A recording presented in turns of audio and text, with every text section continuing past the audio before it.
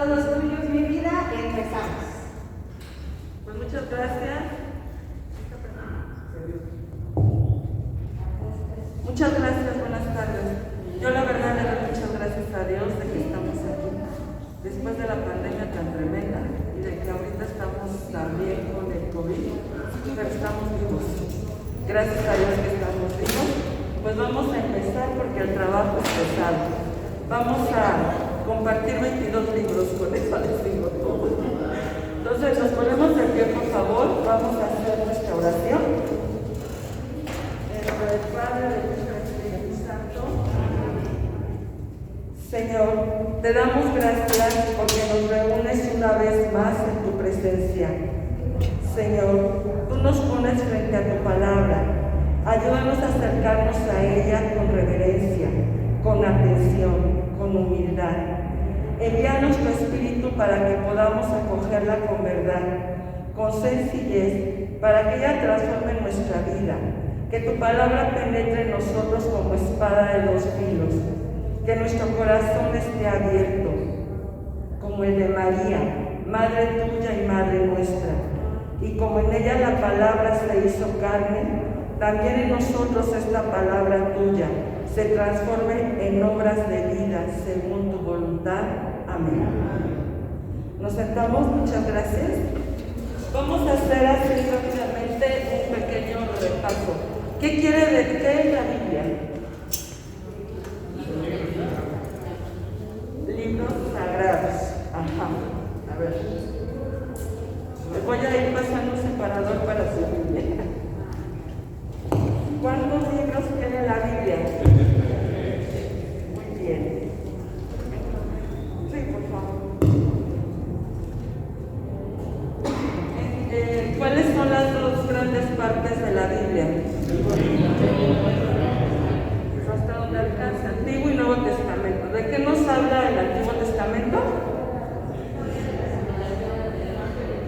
Es la historia, es la historia de Lázaro. ¿Cuál es el primer libro de la Biblia?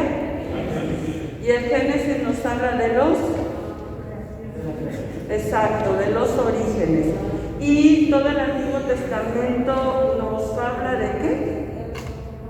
Es la historia de la salvación, pero ¿qué está preparando?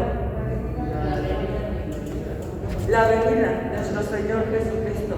Exactamente. Fíjate, esto es bien importante. Yo he escuchado personas que dicen, es que Jesús es un hombre tan grande como Mahoma, ¿sí, verdad? Como Mahoma, como Buda. Dice, es un hombre tan grande como ellos. Y no, hay un pequeño detalle.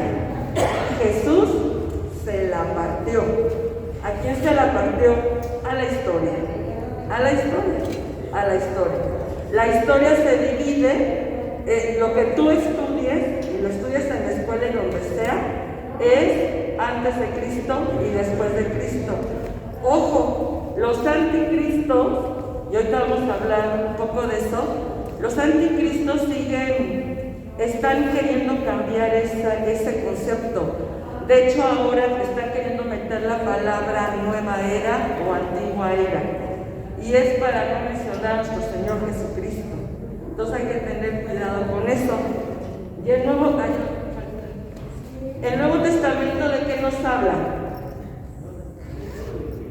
¿De qué? De la vida de Jesucristo. ¿De qué más nos habla el Nuevo Testamento? De los apóstoles, exactamente. ¿Cuáles son los libros específicos que nos hablan sobre la vida de nuestro Señor Jesucristo? Los evangelios. ¿Cuántos evangelios están? ¿Cuáles son?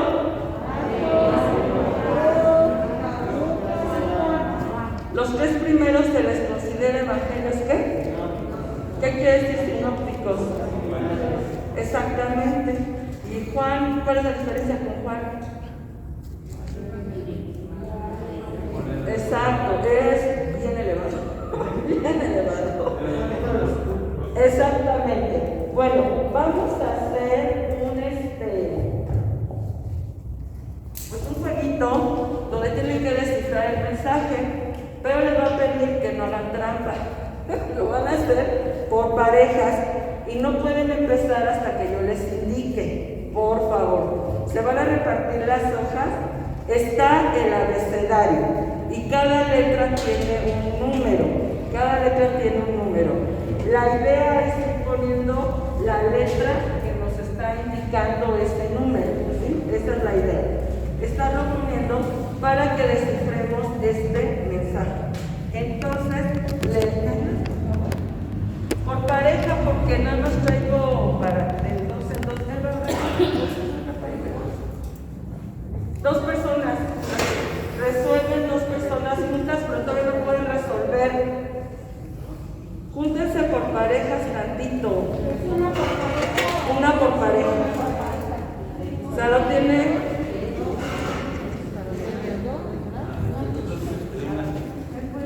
A ver, todos, no pueden empezar, espérenme tantito para que... ¿Ya todos tienen? ¿Sí tienen, Mari? Ok, entonces... Ok, entonces empezamos por favor para ver cuál es el mensaje de este... Ya empezamos, por favor.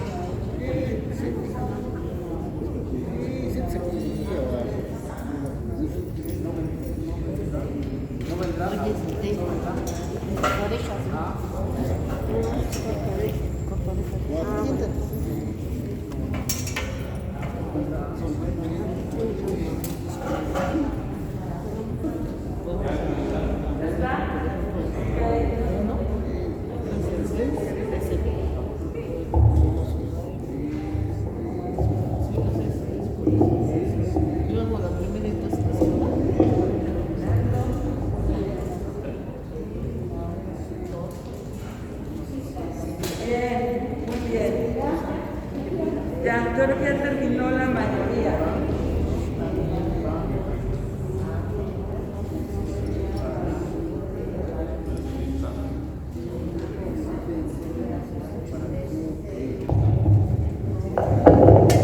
Gracias. Bueno, ya terminó la mayoría. Le voy a pedir al equipo que terminó primero si nos quieren leer la cita bíblica. Por favor, ¿qué dice? Os conviene que yo me vaya, porque si no me voy, no vendrá a vosotros el Paráclito. Exactamente, muchas gracias. Fíjate, Jesús estaba así como sospechoso, ¿no? Porque decía, ahora me ven, pero después no me verán, pero después me volverán a ver, ¿no? O sea, decía cosas así como medio raras. Y una de las cosas que decía era, les conviene que yo me vaya porque si no me voy, no vendrá a vosotros el Paráclito. ¿Quién es el Paráclito? Exactamente, el Paráclito. Se me va a ir. El Paráclito es el Espíritu Santo. ¿Quién es el Espíritu Santo? La tercera persona de la Santísima Trinidad. Exactamente, es todo eso que dijeron. Es un solo Dios en tres personas distintas. Y si se fijan, toda la Biblia nos está hablando de estas tres personas distintas. Al principio, así como que el gran protagonista es Yahvé, ¿no? Que Jesús nos los revela como nuestro ¿qué?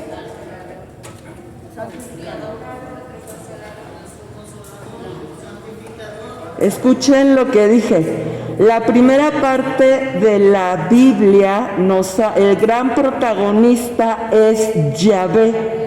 Y Jesús nos los revela como nuestro ¿qué? Padre, exactamente. La primera parte de la Biblia, el gran protagonista es Dios Padre. Dios Padre que está preparando todo para la venida de su Hijo Jesucristo. Fíjate qué cosa tan hermosa. O sea, en cuanto el hombre nos separamos de Dios, en cuanto el hombre nos alejamos de Dios, inmediatamente viene la promesa.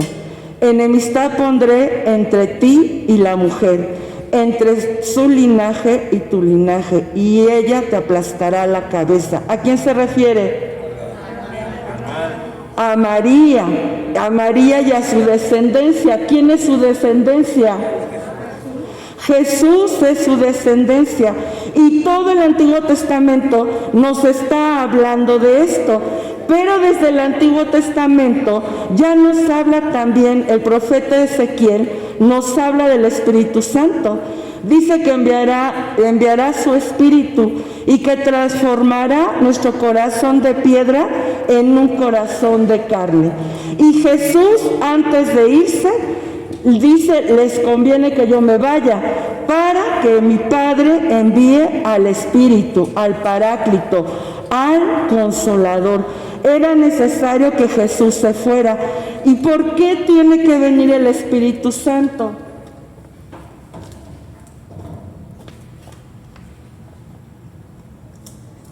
Y lo dice el mismo Jesús. Cuando Él venga, Él convencerá. ¿A quién convencerá? Al mundo.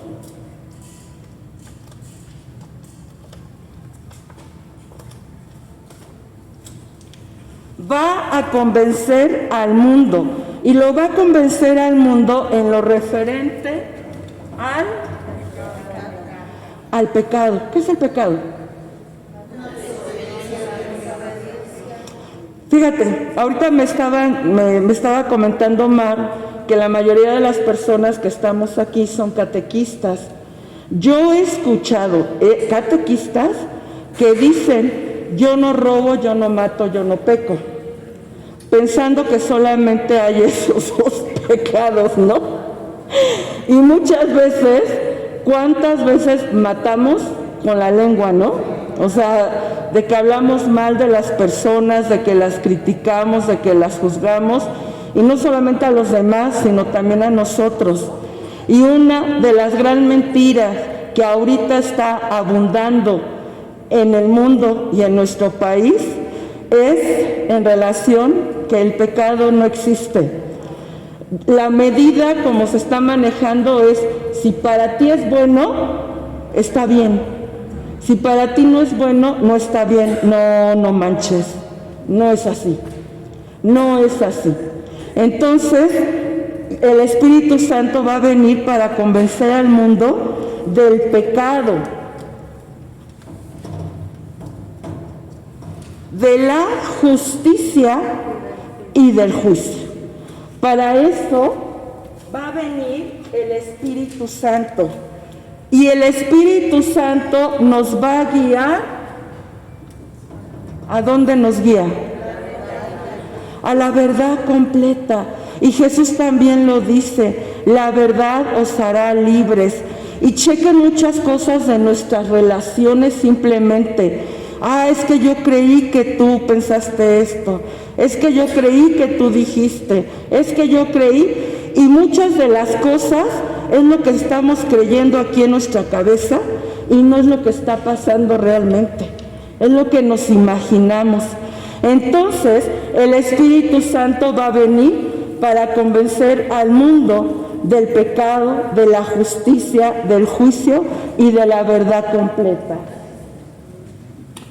En otras palabras, ¿para qué viene el Espíritu Santo?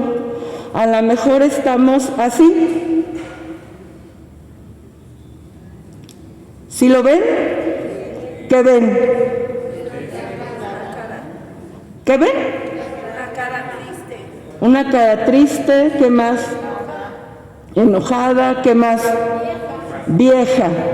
Bueno, cuando el Espíritu Santo viene, pasa esto. Ahora que ven,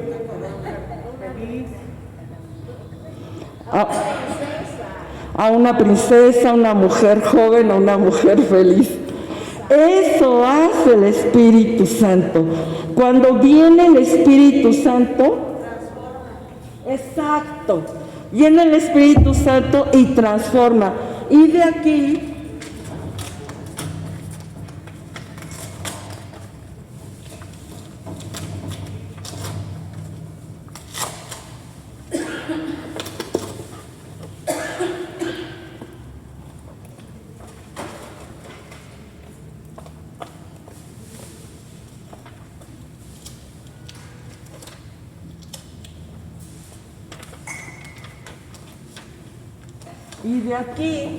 empieza nuestro primer libro que vamos a ver hoy, los Hechos de los Apóstoles. Pero por ahí dicen que sí, por supuesto fueron los apóstoles los que ahí surgen y ahí son los protagonistas, pero ellos son movidos por la acción del Espíritu Santo. Hechos de los Apóstoles es la continuación del Evangelio de San Lucas. San Lucas escribe Hechos de los Apóstoles y escribe este Evangelio. ¿Y cuál es su intención? Su intención de los Hechos de los Apóstoles es una catequesis, es pastoral, es enseñarnos cómo se vive la iglesia. Porque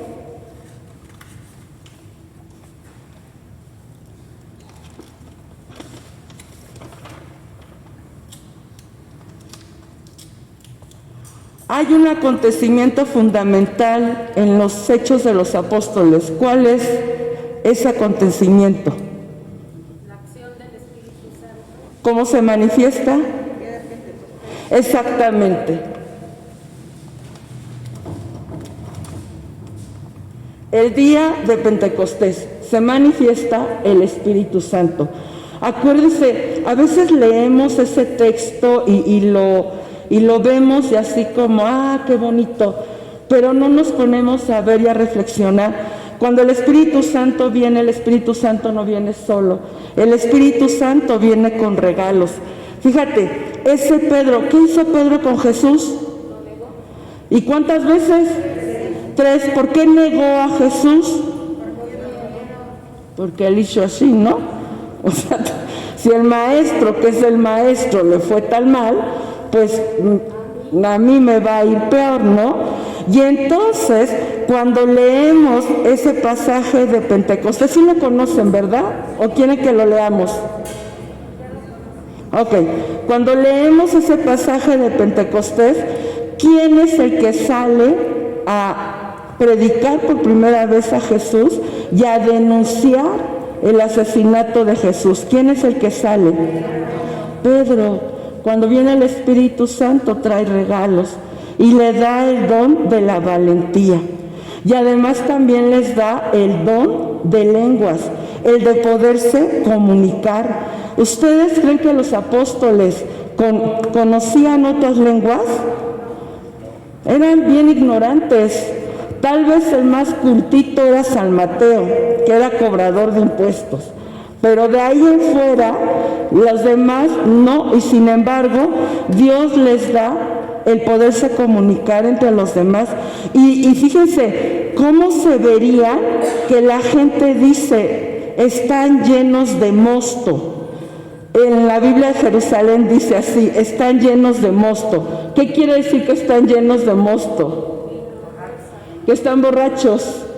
O sea, ¿cómo los vieron tan alegres y tan eufóricos? Entonces, fíjate, Hechos de los Apóstoles comienza con el día de Pentecostés.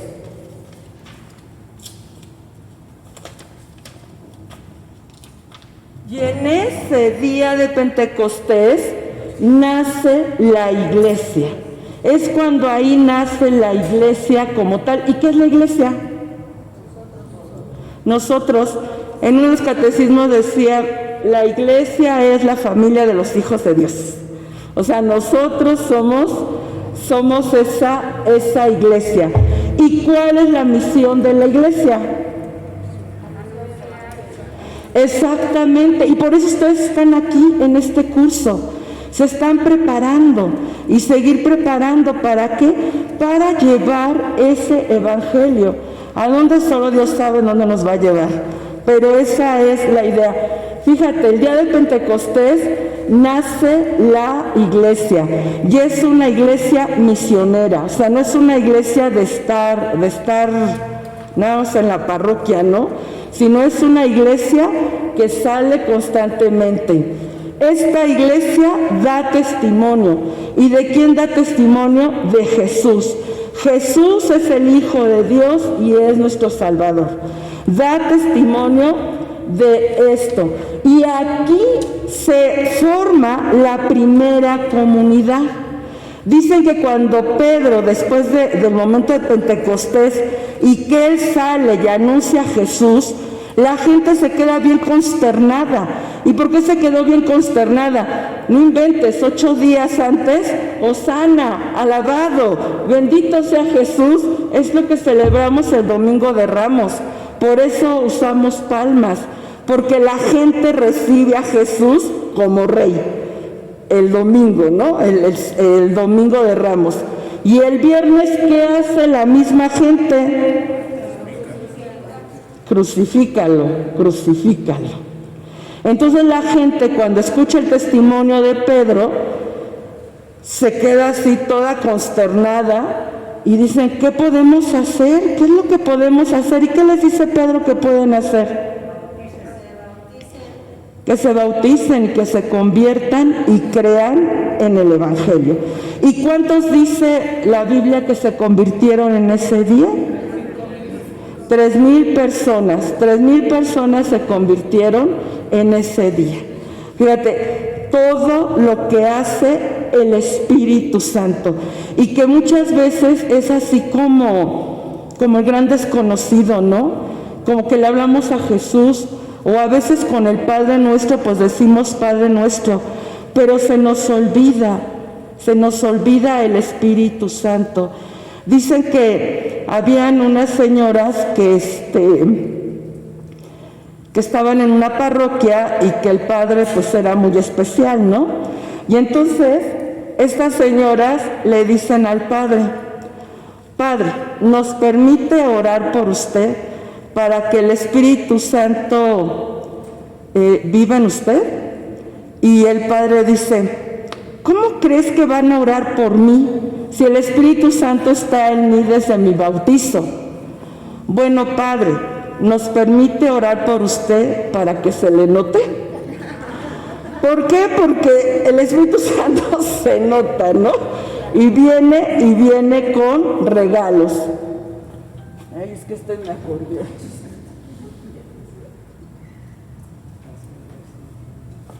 Vamos a leer, por favor,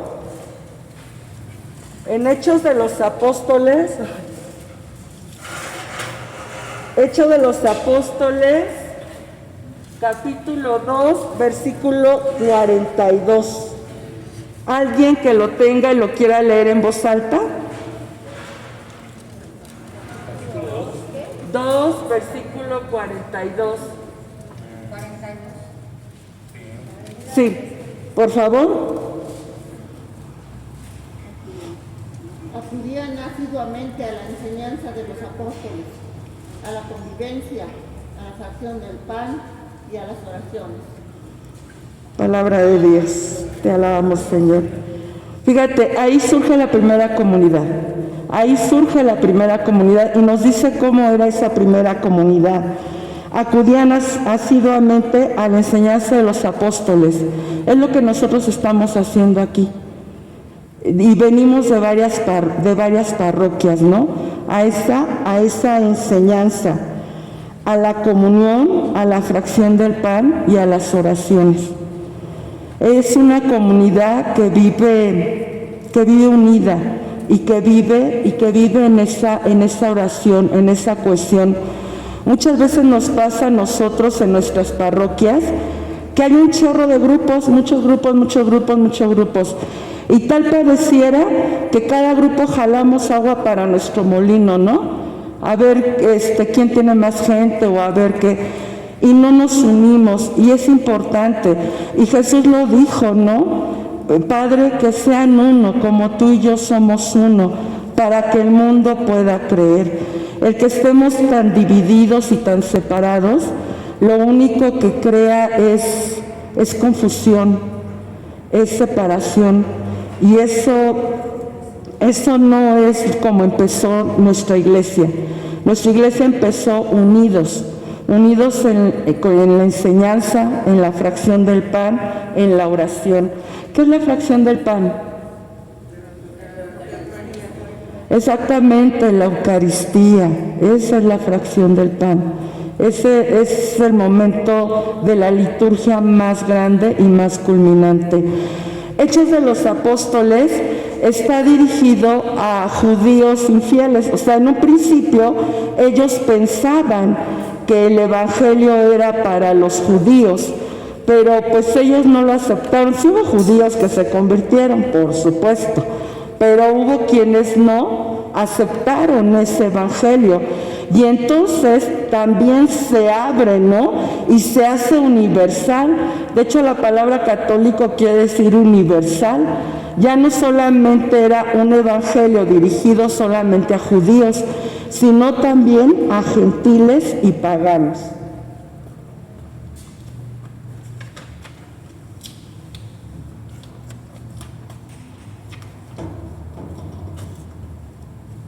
Este evangelio se expande, o sea, no se queda ahí. Y fíjate qué cosa tan bonita.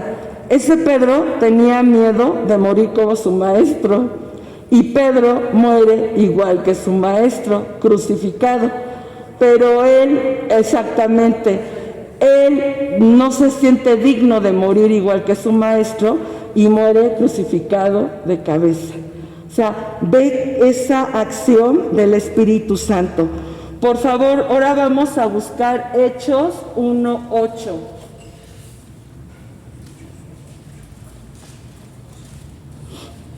¿Quién la puede leer en voz alta? Por favor. Pero cuando el Espíritu Santo venga sobre ustedes, recibirán poder y saldrán a dar testimonio de mí en Jerusalén, en toda la región de Judea y de Samaria, y hasta en las partes más lejanas de la tierra. Muchas gracias. Fíjate, esta iglesia no se queda en Jerusalén, sino se expande, sale. ¿Y por qué se da esto? En un primer momento por las persecuciones que se dan contra los cristianos. Se les persigue muy tremendamente. Y entonces la gente tiene que salir, tiene que ir a otro lado, tiene que buscar su seguridad, y al buscar esa seguridad, van predicando ese evangelio.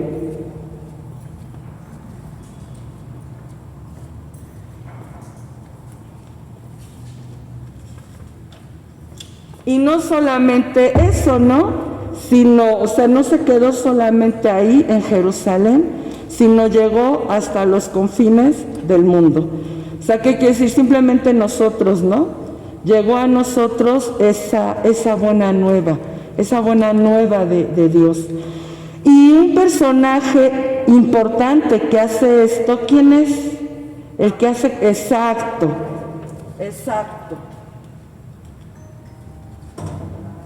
Pablo se le conoce como el apóstol de los gentiles. Fíjense, Hechos de los Apóstoles, o sea, nos habla de todo lo que están viviendo y de cómo lo están viviendo, y no fueron situaciones nada fáciles. Inclusive, ¿quién fue el primer mártir? Esteban. Él estaba proclamando a nuestro Señor Jesucristo y lo apedrearon. Y el que estaba ahí viendo y dando su anuencia, déjenme decirles, Pablo era un judío de hueso colorado, o sea, era un hombre fiel a su religión, y él había ido por cartas para que le permitieran matar a los cristianos. Y entonces cuando matan a Esteban, él de algún modo está dando su anuencia, ¿no? O sea, pues sí, que se lo echen, ¿no? Que se lo echen. Pero después, ¿qué pasa?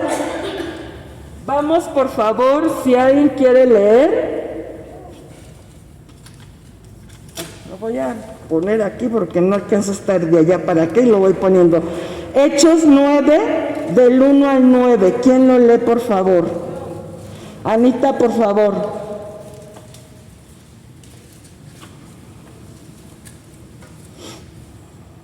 Saulo no desistía de su rabia, proyectando violencia y muerte contra los discípulos del Señor. Se presentó al sumo sacerdote y le pidió poderes escritos para las sinagogas de Damasco, pues quería detener a cuantos seguidores del camino encontrara, hombres y mujeres, y llevarlos presos a Jerusalén. Mientras iba de camino, ya cerca de Damasco, le envolvió de repente una luz que venía del cielo. Cayó al suelo y oyó una voz que le decía: Saulo, Saulo, ¿por qué me persigues? Preguntó él: ¿quién eres tú, Señor? Y él respondió: yo soy Jesús, a quien tú persigues. Ahora levántate y entra en la ciudad. Allí se te dirá lo que tienes que hacer. Los hombres que lo acompañaban se habían quedado atónitos, pues oían hablar, pero no veían a nadie. Y Saulo, al levantarse del suelo, no veía nada, por más que abría los ojos. Lo tomaron de la mano y lo llevaron a Damasco. Allí permaneció 3 días sin comer ni beber y estaba ciego. Palabra de Dios. Te alabamos, Señor. Fíjate, Pablo es el gran protagonista. A Pablo lo tuvo que tirar del caballo y lo dejó ciego, como yo creo que a muchos nos ha tirado del caballo, ¿no? Por algo estamos aquí. Y lo dejó ciego. Y Dios se le revela a Ananías y le dice que vaya a ver a Pablo, para que lo cure de sus ojos y que pueda volver a ver. Y Ananías, por supuesto que conocía a Pablo, o sea, sabían quién era Pablo.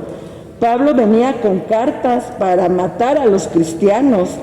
Y entonces Ananías, pues no lo dijo así, pero casi le dijo: Señor, no manches, o sea, ¿cómo crees? ¿Cómo crees que Pablo, no?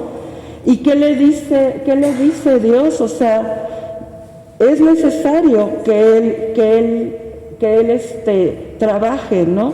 Que él esté como misionero. Tú no sabes lo que yo tengo para él. Y Ananías va y cumple, pero va con miedito, no crean que no. Él va y cumple y le limpia sus ojos y le imponen las manos y le caen unas escamas, y en ese momento recobró la vista. Pablo es el gran protagonista, es el gran misionero y el gran escritor. Él realiza 13 viajes apostólicos, y en donde él va formando comunidades y va dejando personas ahí a cargo de las comunidades. Y las cartas que conocemos, las epístolas que conocemos, son cartas que escribe San Pablo, o no es necesariamente, unas sí las escribe San Pablo, pero no todas las cartas. Hay cartas que se les atribuye, pero se les llama escuelas, ¿no? La escuela paulina. O sea, personas que se formaron con Pablo y que recibieron la formación de Pablo, y ellos también después escriben en nombre de Pablo, o en nombre de Juan también, ¿no? O en nombre de Santiago, sí. Es que esa situación no pasó con San Pablo. En la historia dentro de la literatura hay otras situaciones de poetas, por ejemplo, que escribían versos y los hacían pasar por el poeta famoso. Exactamente. Entonces pasan esas cosas. Y San Pablo escribe 13 cartas a las comunidades. Y las cartas van dirigidas en base a lo que está viviendo cada comunidad, en base a la problemática y en base a las situaciones que se viven en esas comunidades cristianas. Y en este caso, o sea, son cristianos que proceden del paganismo. O sea, quiere decir esto, no son cristianos de judíos que se convierten al cristianismo, sino son paganos que se convierten al cristianismo. Y él dirige estas cartas con problemas concretos y temáticas diferentes. Escribe las cartas como un padre a sus hijos. Como no puede estar ahí cerca, en ese entonces no hay WhatsApp, ¿no? Como ahorita, que luego mandamos o a ver, sácame una foto, quiero ver dónde estás, ¿no? Pues no, en ese entonces no había esas cosas. Entonces él seguía al cuidado de las comunidades que había formado a través de las cartas.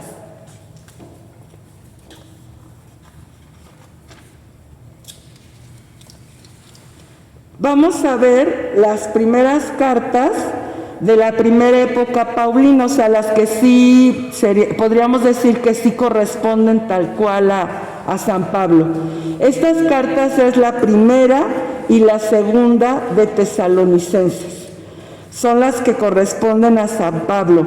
Y en la primera de Tesalonicenses describe una comunidad viva y fervorosa. O sea, de hecho, él los felicita, ¿no? De que es una comunidad muy alerta, una comunidad muy viva, muy alegre. Él escribe sobre esto y los pone alerta sobre las dificultades.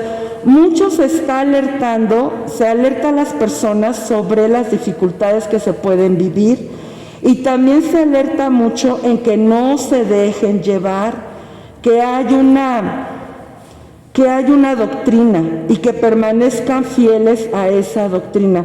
Hace mucho hincapié San Pablo en esto. Y fíjate, yo creo que más adelante ustedes lo van a ver en este curso. Dentro de la iglesia existe la tradición la tradición de la iglesia, ¿no? La tradición de los apóstoles y la tradición de la iglesia. ¿Qué quiere decir esto? Que es lo que nosotros creemos y seguimos sobre ese camino y seguimos sobre ese camino siempre. Yo he escuchado, por ejemplo, yo he escuchado católicos que dicen, es que la Iglesia Católica debería de legalizar el aborto, ¿no? Es una de las cosas que se menciona mucho. La Iglesia Católica no puede ir en contra de sus principios, porque uno de los mandamientos es no matarás. Entonces la Iglesia Católica no puede ir en contra de eso. Y muchas veces nosotros pensamos en cosas que se pudiera cambiar o que la Iglesia la pudiera cambiar. Y entonces San Pablo habla mucho sobre esto, de cómo San Pablo y todos, ahorita lo vamos a ver, Pedro, Juan, todos, hablan de que es una sola fe y que es el vivir conforme a esa fe y el ser coherentes,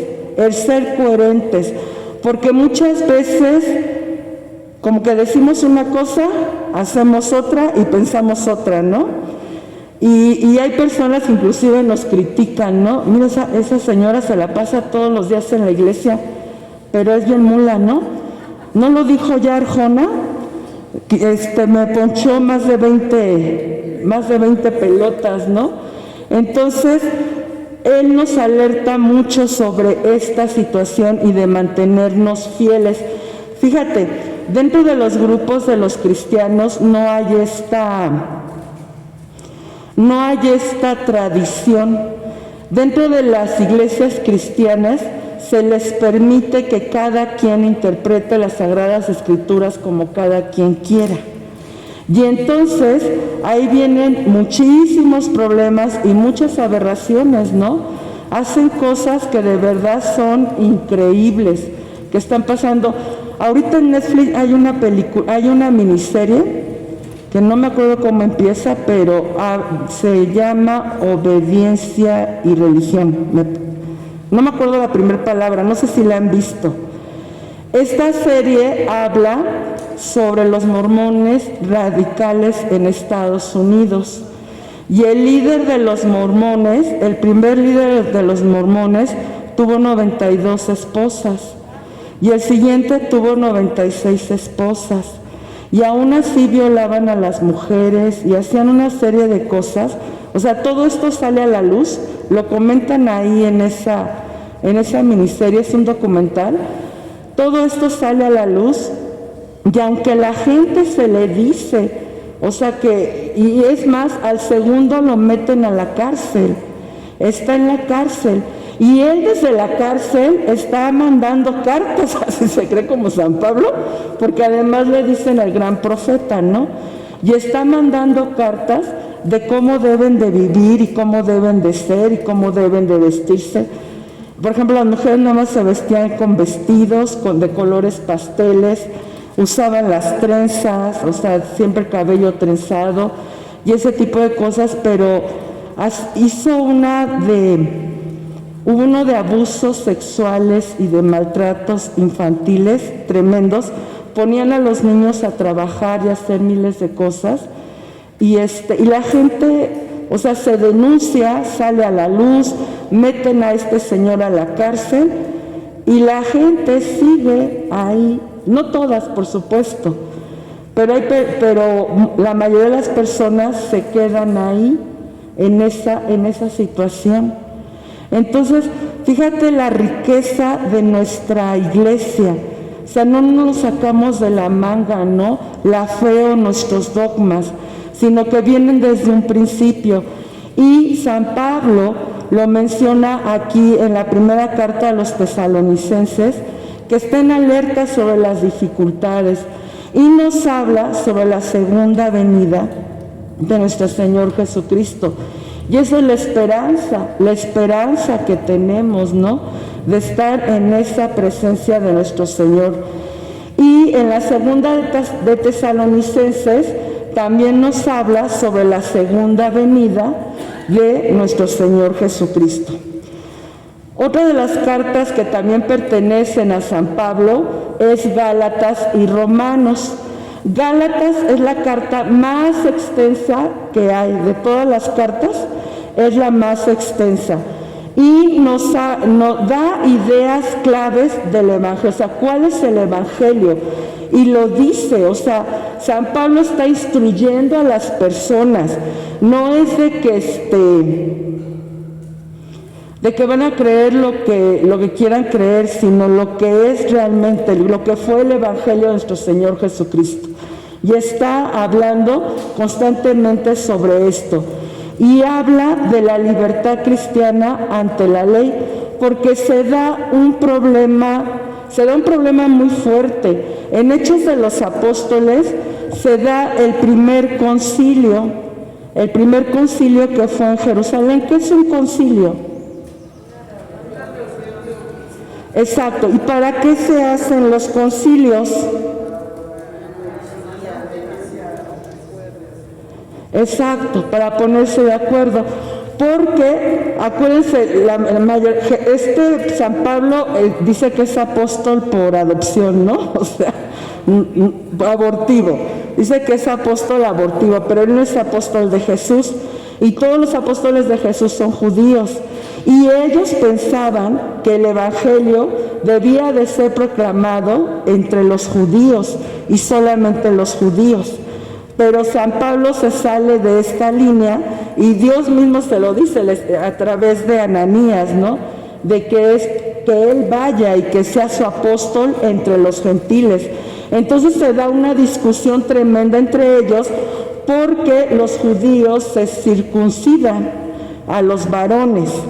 Y entonces, pues querían que se circuncidaran los nuevos cristianos y se da esa disputa. Y bueno, ellos todo lo ponen en oración y sí, o sea, si ustedes se ponen a leerlo, el Espíritu Santo nos dijo, el Espíritu Santo nos llevó, o sea, todo el tiempo es el Espíritu Santo. Y entonces, en este primer concilio se decide que los cristianos paganos no se van a circuncidar. Pero estaba la pugna, o sea, sí hubo pugnas muy, muy fuerte. Y la carta en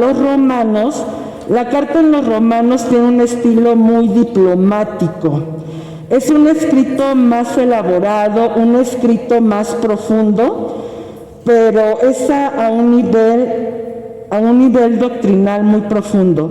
Y la carta a los Romanos nos habla sobre la vida en el Espíritu, el dejarnos mover por ese Espíritu Santo y que nosotros estamos justificados por nuestra fe.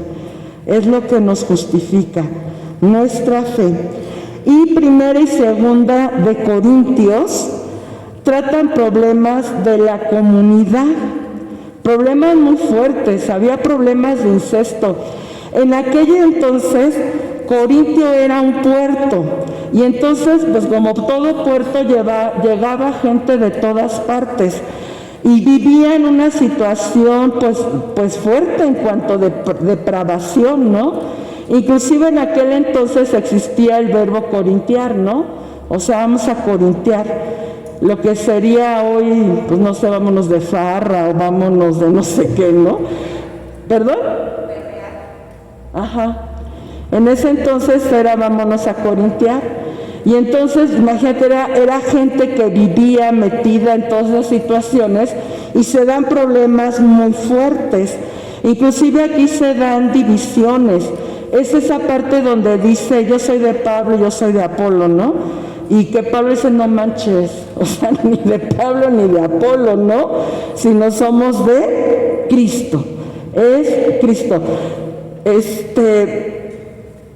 Tengo una oración que se hace en la mesa, hay una cita bíblica pequeñita y hay una reflexión, y en una de las reflexiones dice, ¿cuánto se lograría dentro de la iglesia si las personas no nos quisiéramos quedar con el mérito? O sea, como que siempre de lo que hacemos queremos yo, ¿no? O sea, es que yo lo hice, es que fue mi idea, es que yo fui la que organicé, es que no sé qué. Y nos perdemos, o sea, no somos nosotros, sino es Jesús. Y lo que hacemos es para Jesús, y eso tenerlo en cuenta. Lo que hacemos es para darle gloria a Dios, no es para quedar bien con el sacerdote, que es parte de, por supuesto, y es la cabeza, pero no lo estamos haciendo para una persona humana, así que la puedo ver y tocar, ¿no?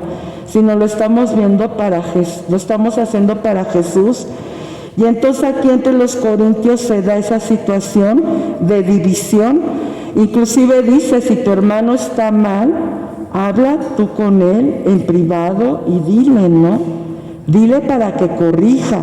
Y si no corrige, entonces ve con otro hermano y hablen con él para que lo exhorten a que haya un cambio.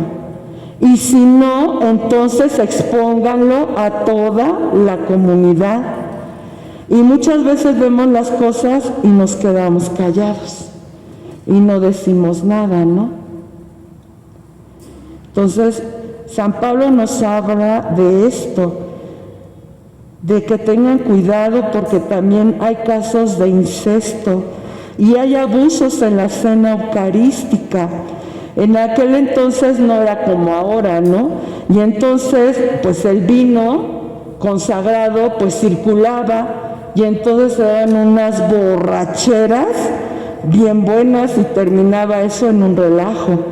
Entonces les habla sobre esto, ¿no? Que tengan cuidado. Las cenas eucarísticas no son de esa forma.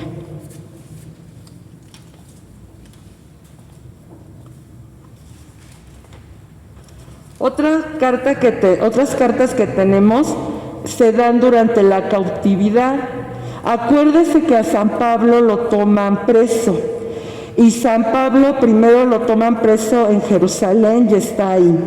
Y él apela porque San Pablo era ciudadano romano. Y entonces él apela para que lo manden a Roma, que finalmente, bueno, se lo echan, ¿no? Pero él va viendo el estar vivo lo más que se pueda. Entonces él escribe 2 cartas durante el tiempo que está preso.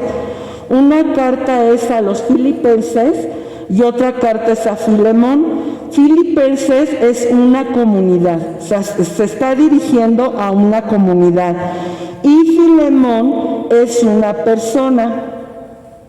En esta los filipenses, Pablo pues se encuentra cautivo y les escribe a ellos, a sus amigos, es una comunidad que él siente muy cercana y de algún modo les pide ayuda. Y entonces manda esta carta y agradece el envío de Epafrodito. O sea, los filipenses le mandan a este señor para que esté con él ahí en la cárcel y lo esté ayudando y le esté auxiliando.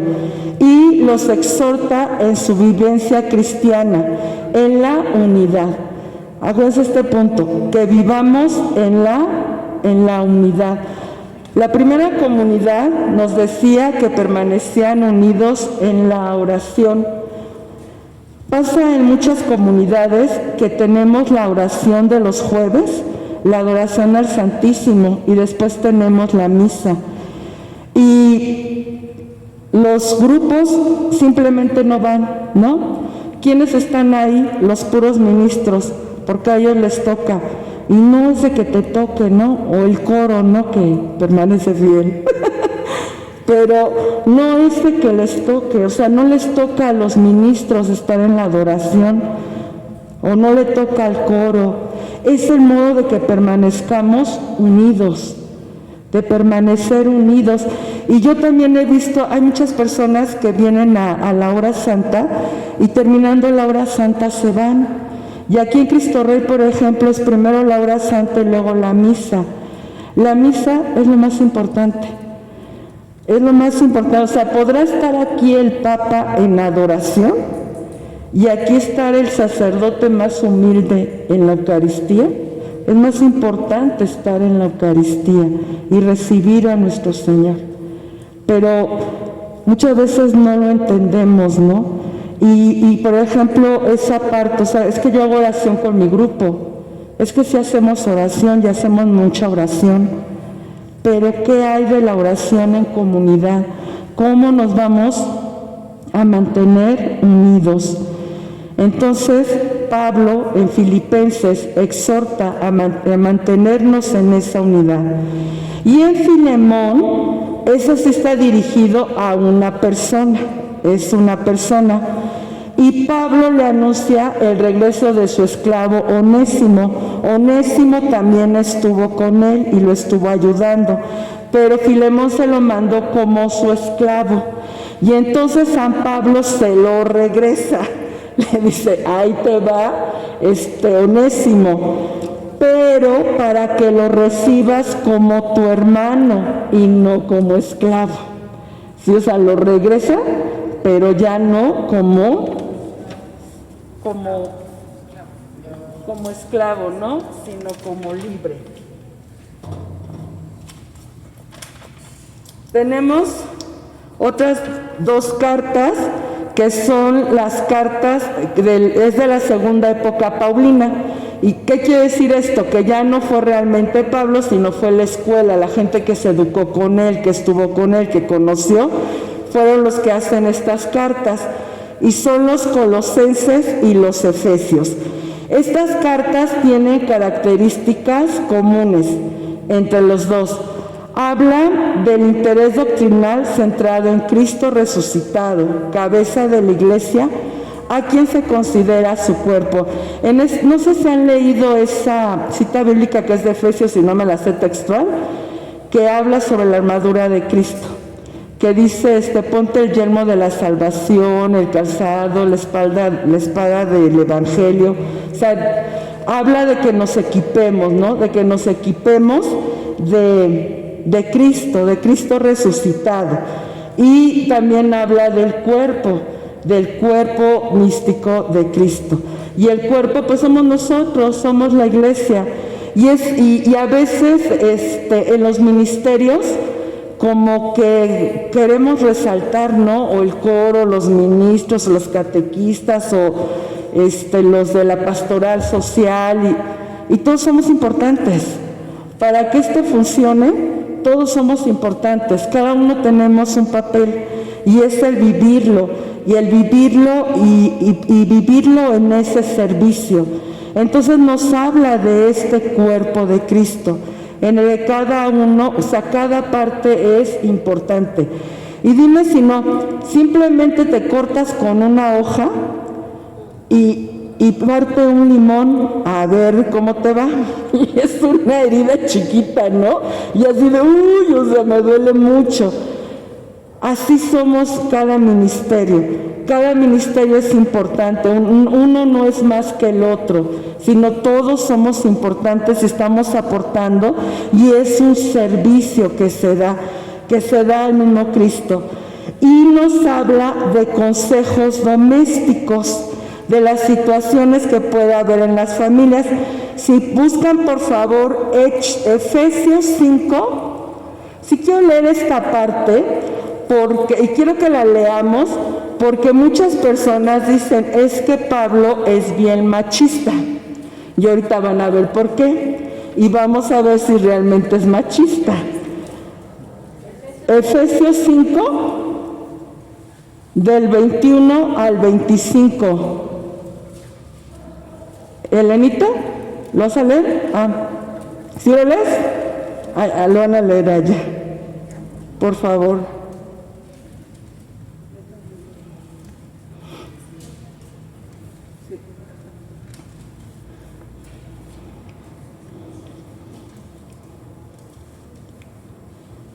Efesios 5, del 21 al 25.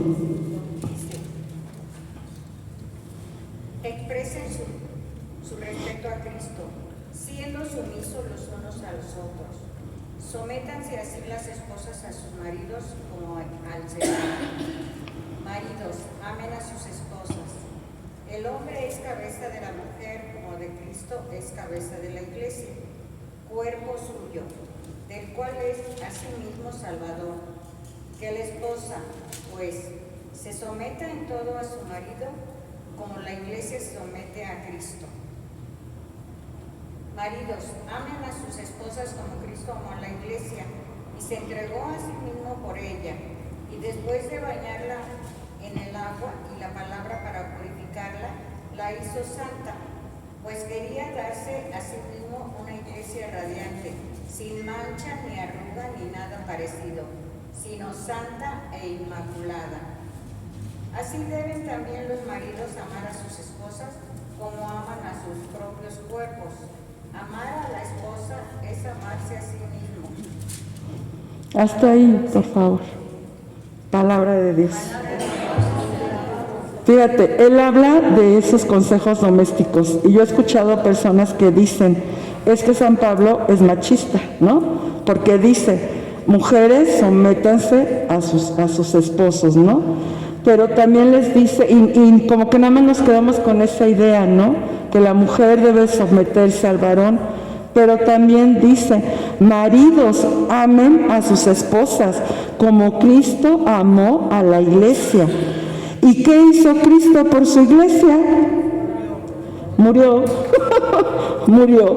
Entonces, es un amor muy grande el que debe de haber tanto del varón para la mujer como de la mujer para el varón.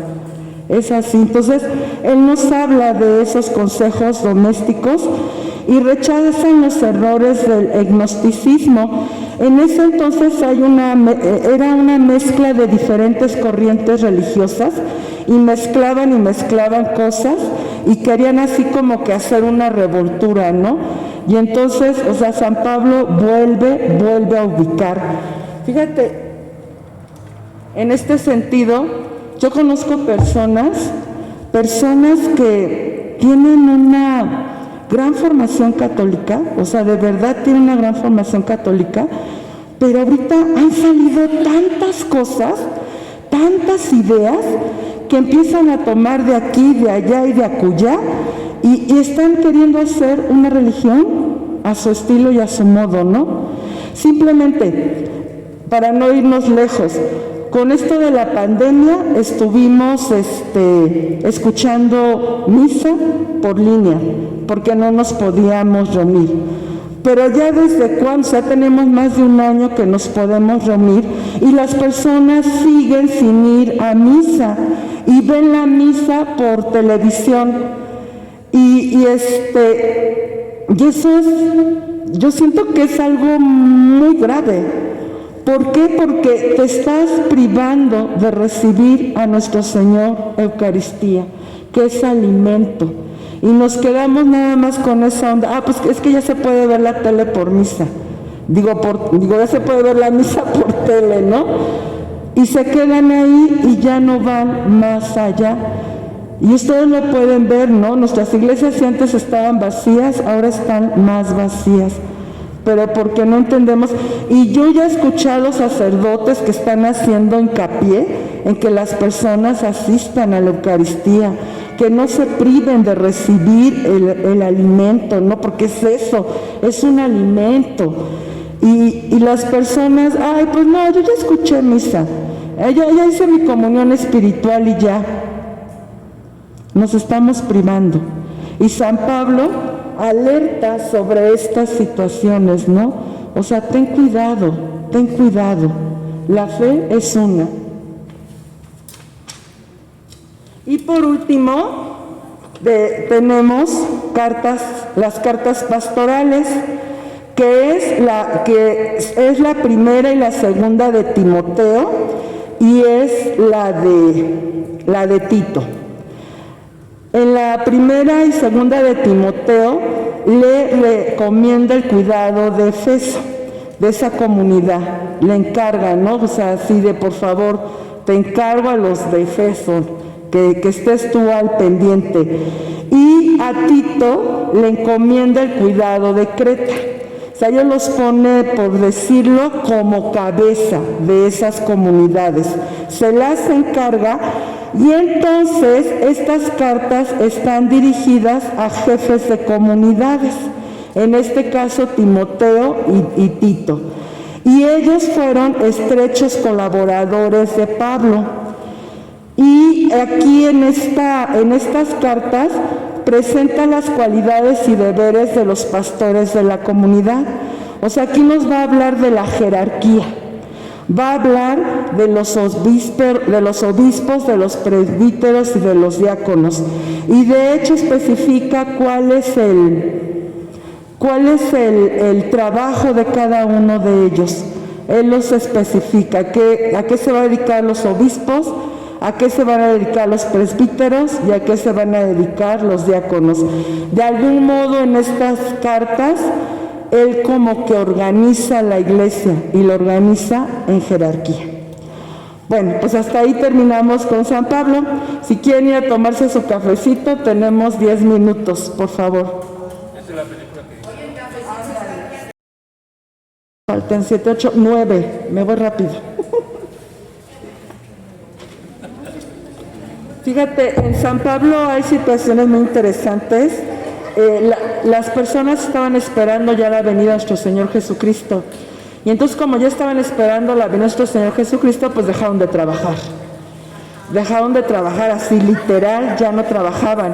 Y entonces San Pablo les escribe y lo dice tal cual: el que no trabaje, que no coma, ¿no? Y inclusive dice que a él nadie le ha dado nada. Él trabajaba haciendo tiendas y él toda su vida se mantuvo de eso. Y él lo dice, o sea, yo trabajo, ¿no? Y yo me mantengo. Entonces, las cartas, de verdad, las cartas son una belleza, una belleza. ¿Qué decir de 1 Corintios 13, ¿no? El himno al amor. El amor es paciente, el amor es servicial, el amor perdona todo. Y luego dice, ¿y de qué sirve que yo hable las lenguas del mundo si no tengo caridad, no?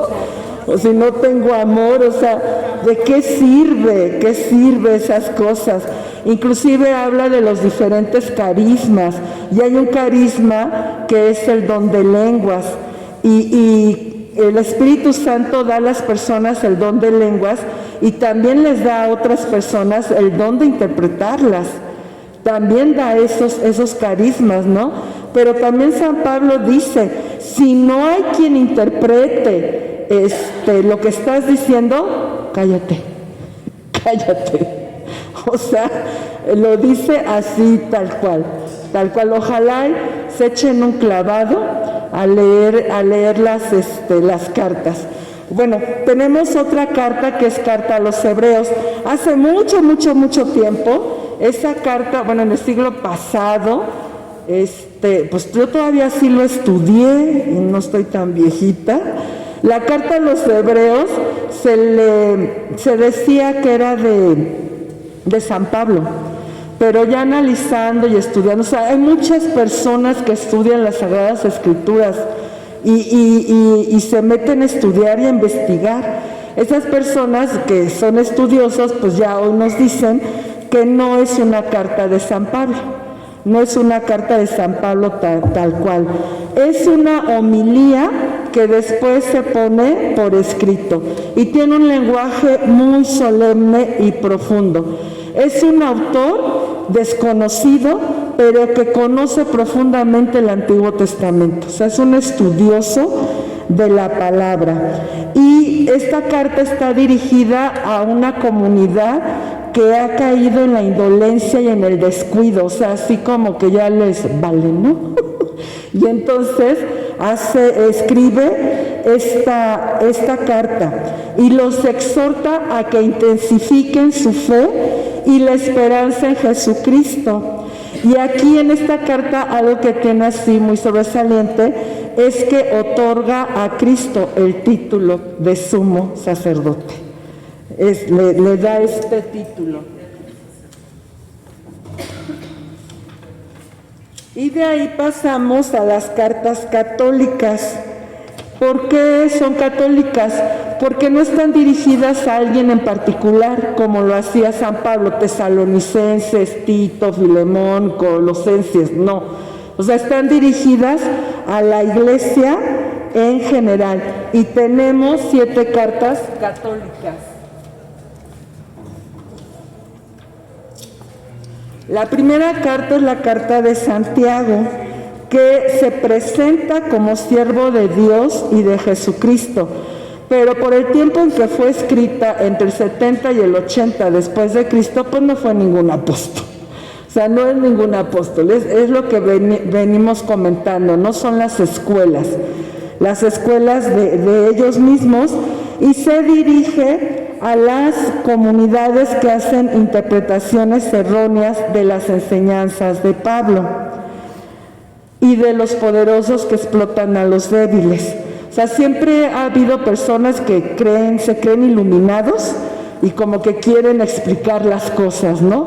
Y entonces, pero predican errores.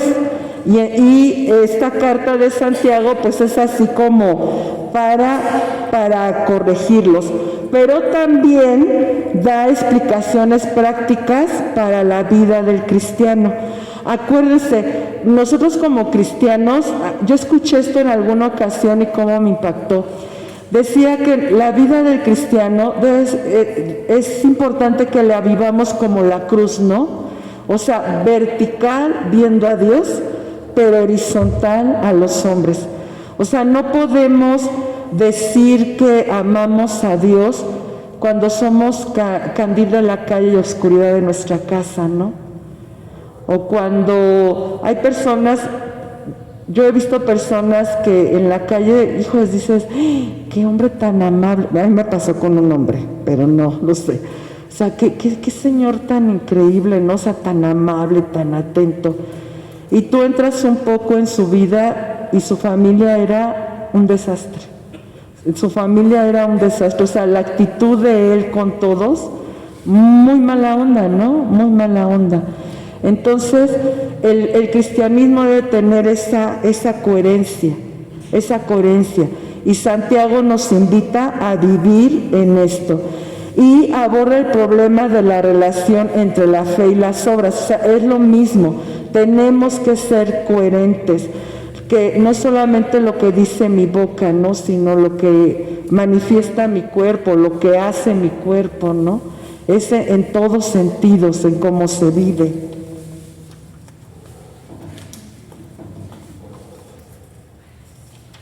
Y aquí sí quiero decir algo importante. Nosotros somos laicos. El laico está consagrado al mundo.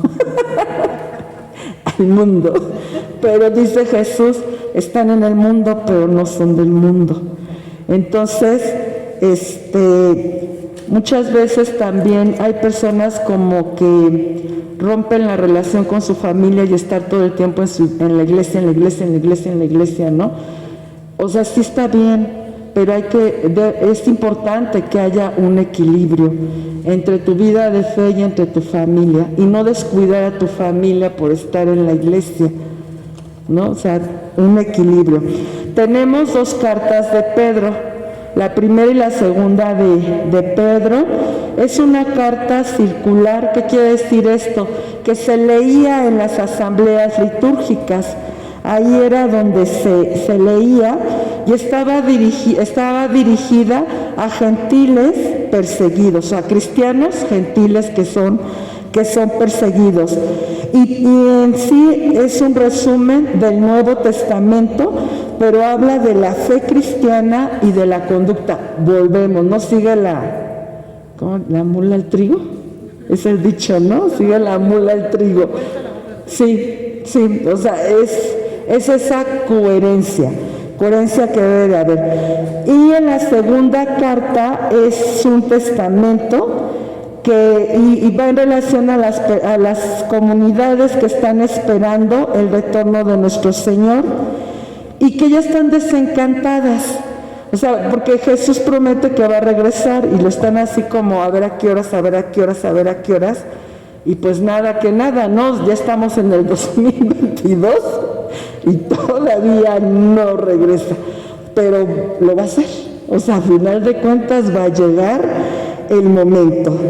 Y aquí habla y nos previene de los falsos profetas, que les decía en esa película, al líder se le considera el profeta. Entonces lo que dice el profeta se tiene que hacer, pero hay profetas muy falsos.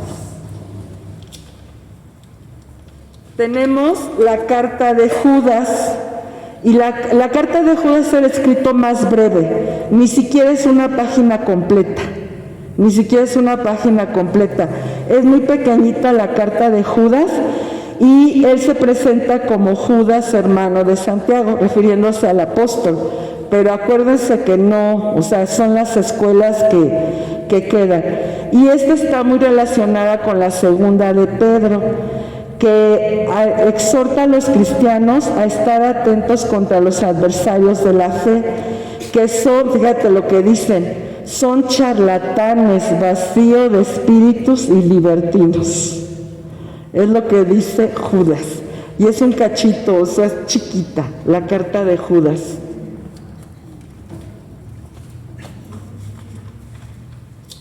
Tenemos 3 cartas de San Juan, y con esto hablamos de la tradición joánica. ¿Por qué de la tradición joánica?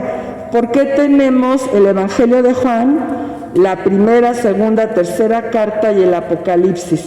Son 5 libros que se atribuyen a San Juan.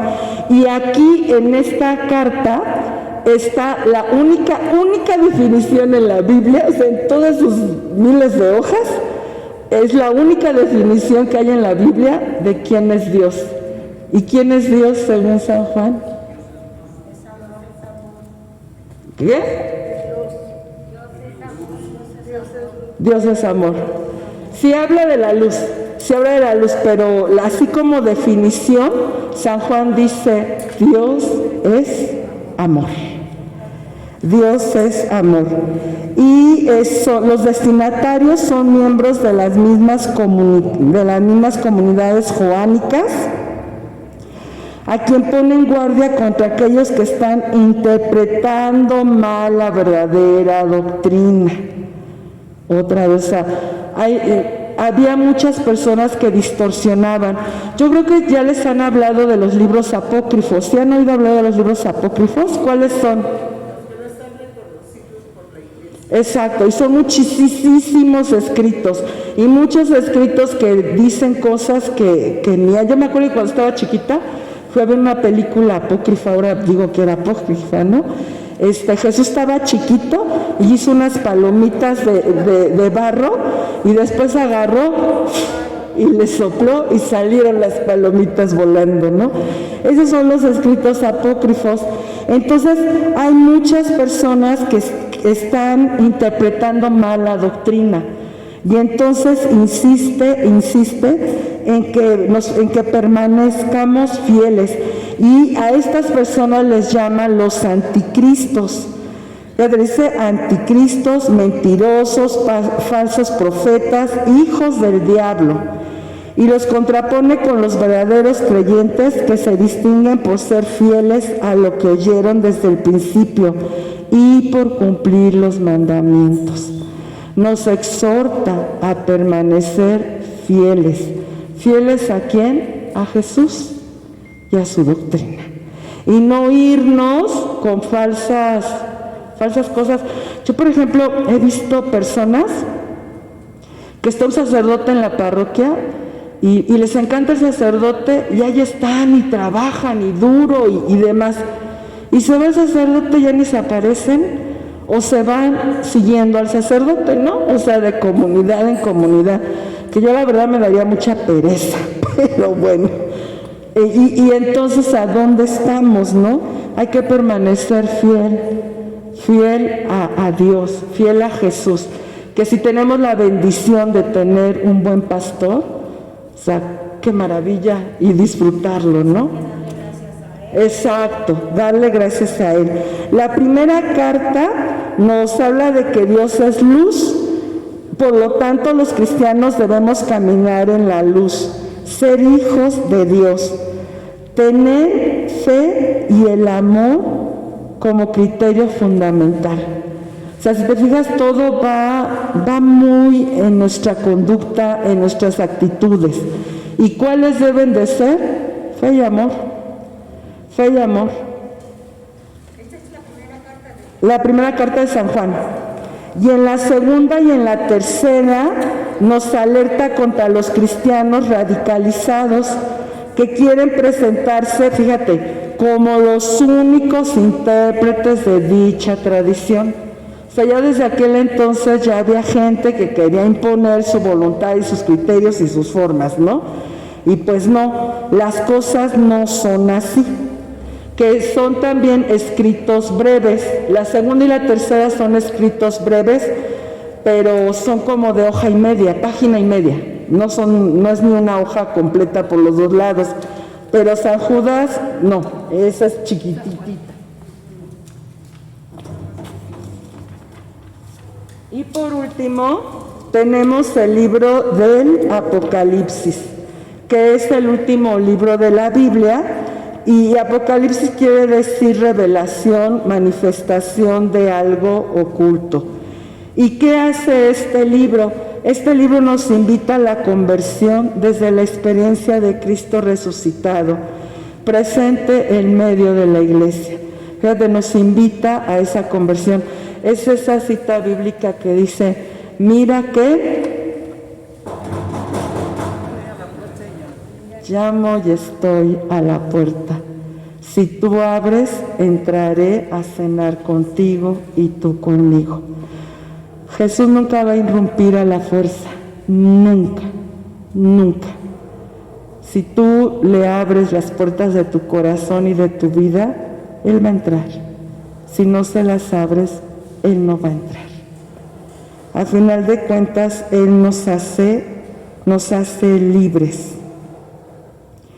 Es una invitación entonces a la conversión de Cristo presente en medio de la iglesia.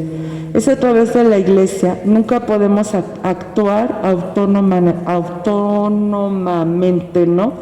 Es que yo sé mucho de Dios, entonces yo voy a dar catecismo, y voy a cobrar, ¿no? Además, porque yo sé mucho, y entonces no podemos actuar así. Siempre es en unidad con la iglesia. Da esperanza a las comunidades que sufren persecución y muerte, y eso lo seguimos viviendo hasta nuestros días. Muchas iglesias están siendo perseguidas en muchas partes del mundo, y seguramente tú lo has vivido en tu vida cotidiana. El querer vivir dando testimonio de Jesús no es nada fácil. Entonces nos da esperanza a continuar. Anuncia que la victoria definitiva contra el mal pertenece a Cristo. O sea, ¿qué es lo que anuncia al final? Cristo va a prevalecer. Y lo dice Jesús, ¿no? Las puertas del infierno no prevalecerán sobre ella. O sea, nos podrán atacar y tirar y tornar, pero la iglesia de Cristo nunca va a ser destruida. Nunca va a ser destruida. Y nos exhorta a esperar esa segunda venida de Cristo al final de los tiempos. Es a lo que nos invita, y de algún modo nos invitan pues a estar preparados, ¿no? Porque la vida no la tenemos comprada, y ya vivimos esta pandemia tan difícil que muchos perdimos seres queridos. Entonces, estar preparados en todo momento. Y el Apocalipsis termina bien padre. ¿Alguien quiere leer Apocalipsis 22:20? Por favor.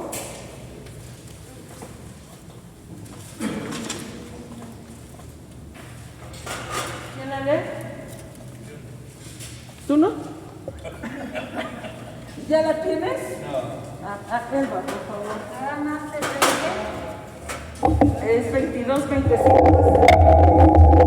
Por favor.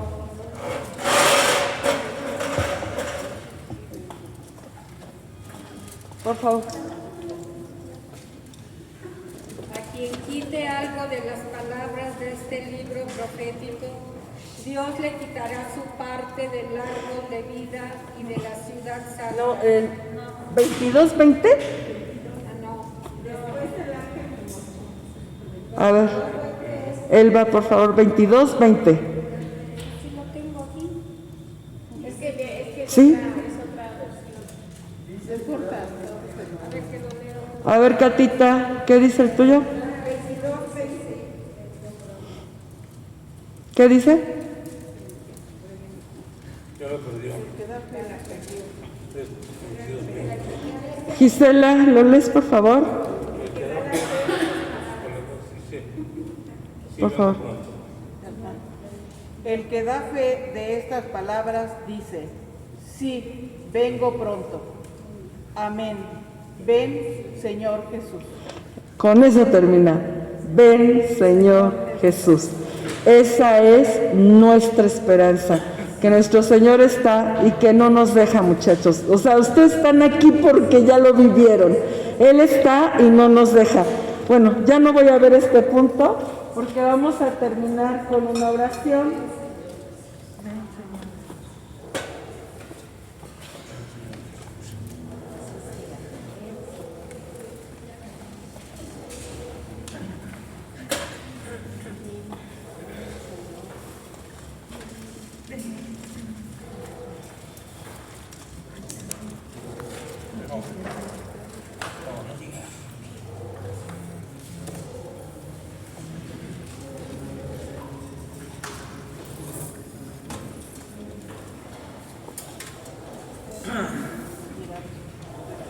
Vamos a terminar con una oración.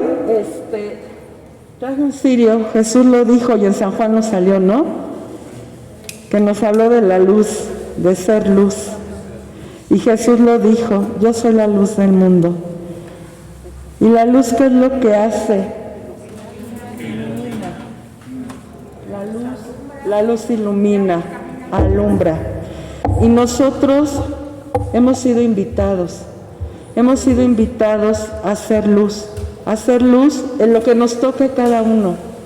Cada uno sabe su vida, su situación, su trabajo, su familia, su servicio también. Nos ha invitado a hacer esa luz. Y es importante, muchachos, que aprendamos a dejarnos mover por ese Espíritu Santo.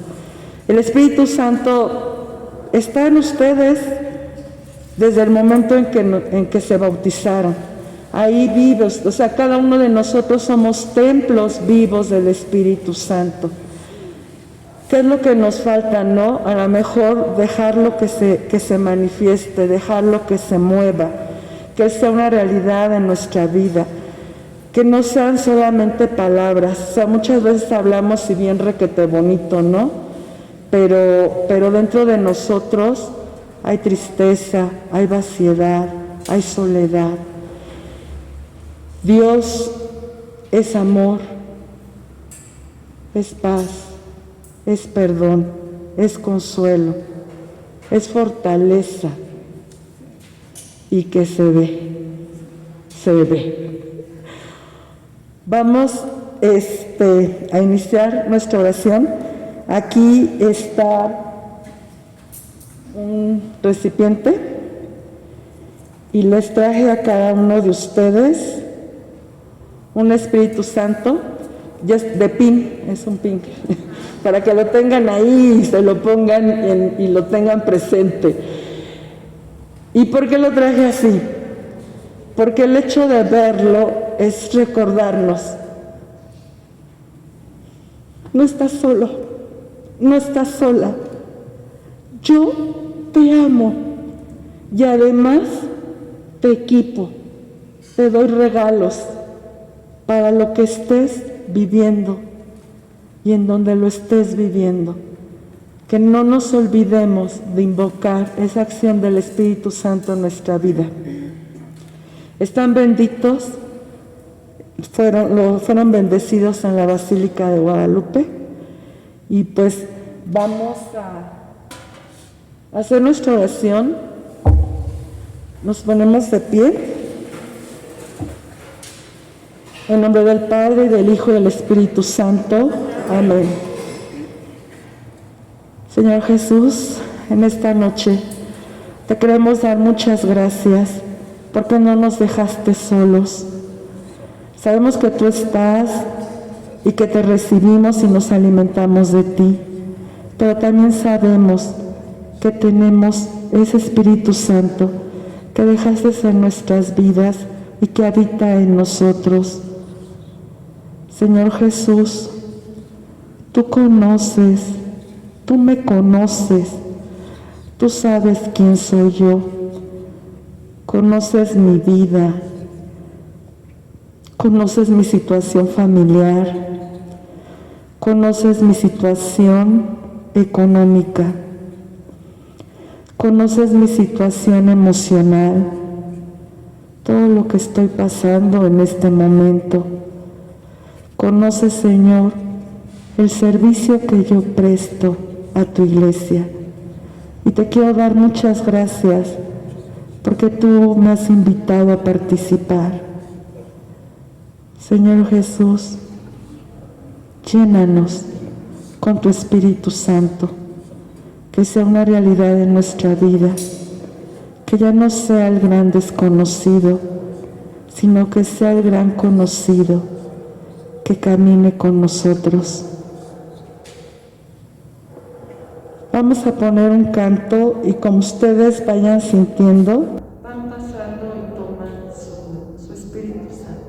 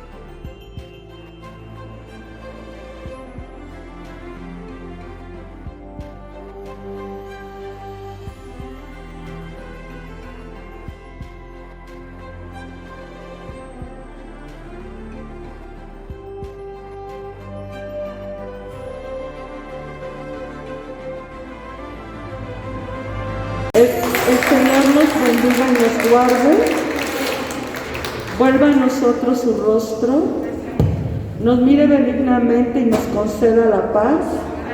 El Señor Dios Todopoderoso, misericordioso, nos bendiga en el nombre del Padre, del Hijo y del Espíritu Santo. Amén. Muchachos, no estamos solos. Gracias a Dios, gloria a Dios. Y pues ahí va la tarea, porque me dijeron que tengo que dejar tarea. Entonces, anoten por favor. Si se fijaron, la Biblia pues nos habla de la Santísima Trinidad, ¿no? De Dios Padre, Dios Hijo, Dios Espíritu. Y nos habla sobre sobre la iglesia y las primeras comunidades y todo lo que pasaron. De ahí, como fruto de esto, es el credo. El credo es la profesión de fe de los apóstoles. Creo en Dios Padre Todopoderoso, Creador, ya se lo saben. Bueno, su tarea es escribir su propio credo. No el credo de los apóstoles, sino el credo de ustedes. Seguramente tendrán los elementos, ¿no? O sea, creo en Dios Padre, pero ¿por qué crees en Dios Padre, no?